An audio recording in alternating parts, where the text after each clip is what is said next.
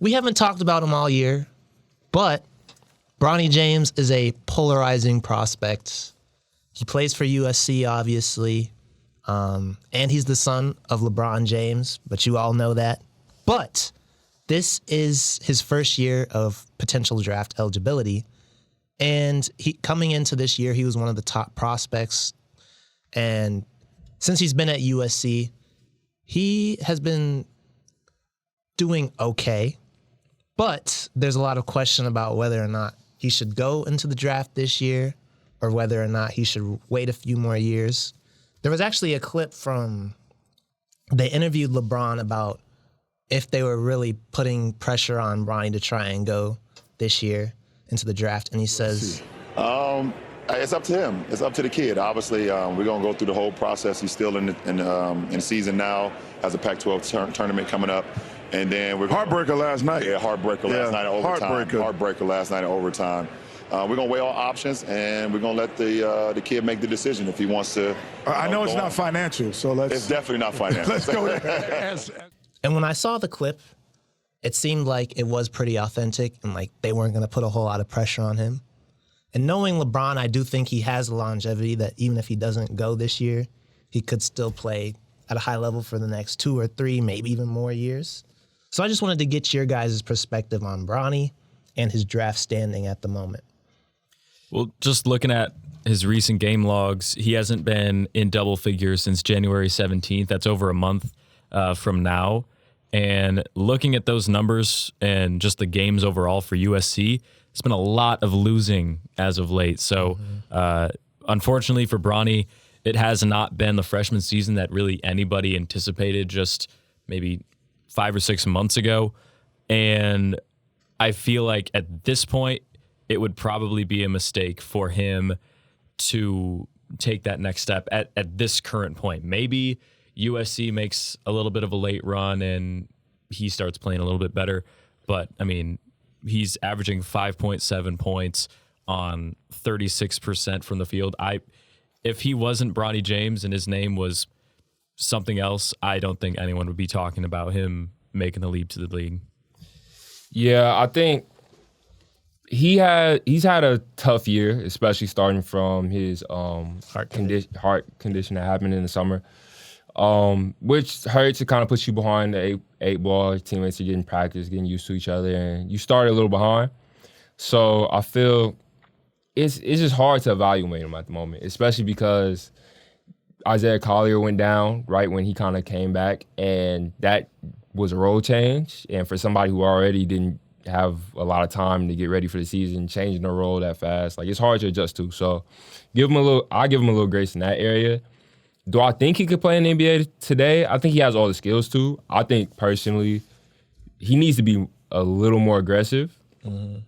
And I think part of that will come if they moved him off the ball more. I feel having him, he's not an on-ball guard at this moment in his career. I think a lot of his better plays come off of catch and shoot, off of running in transition, getting a pass like the lob you caught the other night. I think that's more of his game. And I don't think that's necessarily like level specific. I think he could do that at any level just because of the level of athlete and how good he is as a shooter, which we saw him do in the McDonald's game against the best kids in the country. So if anything, that'll probably benefit him because the NBA is faster too. But I do agree with what you said that he's kind of more of an off-ball guy right now.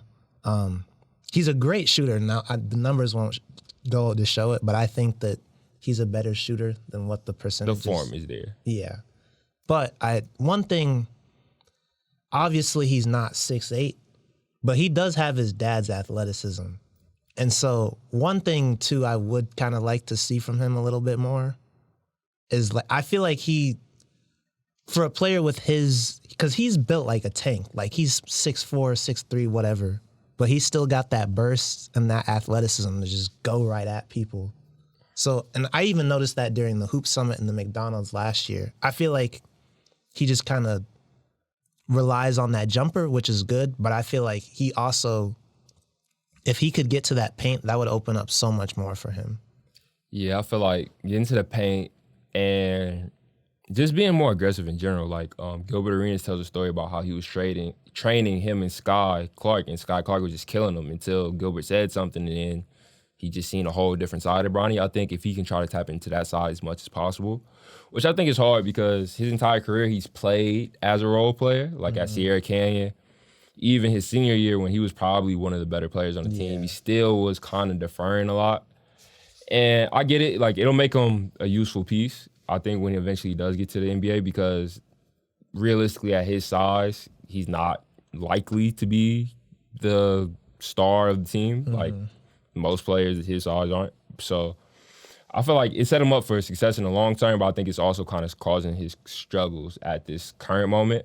I feel like in his NBA projection, I think he can be a Derek White one day. I feel like he can have that same type of impact on the team, be someone who really locks in on defense, provides floor spacing, and can run the pick and roll when necessary, and handle the ball. Eventually, he'll be able to handle the ball for at least short stretches in the game. I almost sometimes, like, to me, obviously we don't know him, but Bronny seems like a very humble person, especially with how famous his dad is and how good he is. I almost wonder if that has kind of been a detriment to his game and his development, because with him being so humble, I feel like that's provided the space for him to basically become that role player, whereas a lot of other dudes would probably be in his situation and say, no, I'm Bronny James, give me the goddamn ball. Like, I don't care if you're Isaiah Collier, like, I'm Bronny James, so give me the ball. I wonder if maybe that mindset of his has led to this type of season so far. Yeah. I mean, you definitely could say that, especially Cameron talked about it a little, but last year too, I know I was expecting him to really take off because all the time he had been at Sierra Canyon, he'd been surrounded by a lot of top players like Amari Bailey, Brandon Boston. I know there's others, I'm just kind of forgetting them. And then last year, he was pretty much the best player on that team, and he was still a pretty passive guy. So I definitely think that in a lot of ways it does kind of play into how he is. But I also think, I just think about LeBron, and I'm not trying to make hypotheticals, but I feel like if he were 6'2" or 6'3", you know, you wonder if, would he really have that same dominance if he weren't, you know, the size that he is, where he's able to just fully, you know, take over games easily. Yeah, I feel like definitely his mindset, like, it feels like someone just needs to tell him, like, hey, we're losing games with the way you're playing right now, and you're more talented than what you're producing. Like, if you look at his numbers, he's shown he can do it at a different level. Like, in the EY, his senior year was a little disappointing, as, like you said, I was expecting, like, a big production jump. And he made a jump, but it just wasn't very sizable. But the EYBL year before that, like before going into the senior season, he showed that, like, he could lead a team. They didn't win many games, but he showed that he could be, like, a number one option on a real team in, like, a real league. So I feel that at some point, like, I'm personally going forward into March, I'm looking for the switch to flip. Like, when is he going to get tired of losing, deferring to these guys who he's more naturally gifted than? Like, Isaiah Collier might be the one exception on the team, but he has just a different level of athleticism than guys like Boogie Ellis and Trey White. Like, he's just a different level of athlete than those guys are. And, like, he has the game. Like, he shows and flashes. Like, eventually he has to get tired of losing and realize if he's going to stay at USC, he's going to have to be the guy. Like, he's going to have to be the guy to be the number 2 to Collier at the moment. And I think that brings up kind of an interesting point going into next year. If he does decide to return, do you guys think he'll stay at USC? I personally think it would probably be best for him to transfer.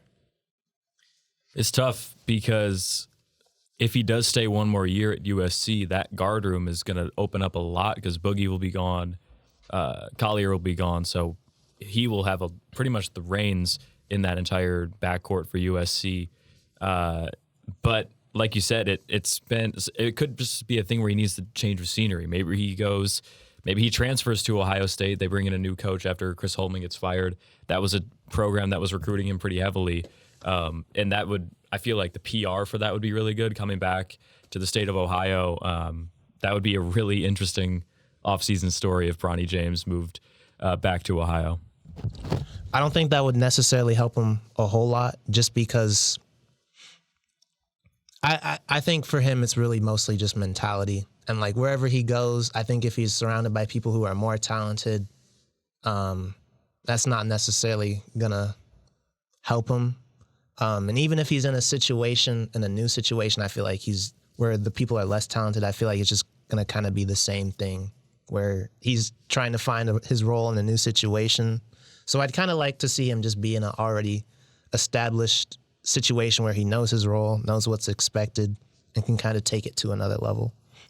Yeah, I guess my reason for wanting him to transfer is because I feel like we've seen him as the number one guy at this point in his career. Like, not to say this can't change later, but at this point in his career, even when he's the best player on the team, sometimes he can be still a little passive. So I think if I was advising him, I would try to look at where has he been his best? Like, when has he been his highest rated? What type of team? And that was on really talented teams. And I think there's, now it's granted this draft isn't the best, but I think there's like examples in his class of places I think he could fit in, kind of like how Jared McCain, he's not the guy at Duke, like he's not the number one option. He's probably not the best player on the team, but he's been able to get on draft boards because they see how much he can do with how little he's given. Yeah. And I think if you put Bronny in a similar spot, I think he could do the same. I think on a team where he doesn't necessarily have to create the offense for other people or bring it up all the time, like I personally don't think at this moment in his career that if you give him the responsibility of running the offense, that he'll bring out enough of that scoring side. I think if you just tell him, we need you to defend like at the best level you possibly can, knock down, catch and shoot threes, and score when we need it. I think that'll be his best situation personally. What do you guys think his ceiling would be if he started to take that mentality into every single game where I'm that guy? Like, I think of another undersized guard in college that had that mentality was Colin Sexton when he was at Alabama, where there was a game where they played 3-on-5 because of all the ejections. And that mentality carried Alabama into a game that they should have clearly been blown out, and they almost won it. I don't know if he has that in him, but what would that ceiling look like if Bronny James, if that switch did flip? Is this somebody you guys think is a lottery pick because of already the talent that he has, just kind of boosted in terms of stats because of the mentality? Yeah, it kind of sucks. Like, this is the year. Like, if you were going to have a good year or at least have a solid year, this is the year you want it to be, because even if you're not the most talented guy, like, this is a lottery full of guys who probably might not get in the first round in other years. So, like, this would ideally be the year. I think he's definitely a lottery talent. Like, you look, like, there's not many kids built like him that can jump like him while still being able to shoot and defend and as smart a player as he is. So if he turned it up and if he went into the game thinking, we don't win unless I play like I'm the best player on the court, I think I don't want to say the sky's the limit because his height might be the limit, but I think at his best, he has all the talent and tools to be probably sometimes all-star guard. Like, I really believe that he could be one of those guards in the league, like, maybe not a perennial all-star where he's a lock like a Damian Lillard or somebody like that every year, but he's someone who would kind of like have the Drew Holiday reputation in the league. Like, this guy's really, really underrated. He's one of the guys you don't want guarding me. And eventually that'll lead to making him making a few All-Star games. And I think, I just really wish he would just play like that more. Like, like if he just turned it up, like, he has all the tools necessary. No, I definitely agree with you.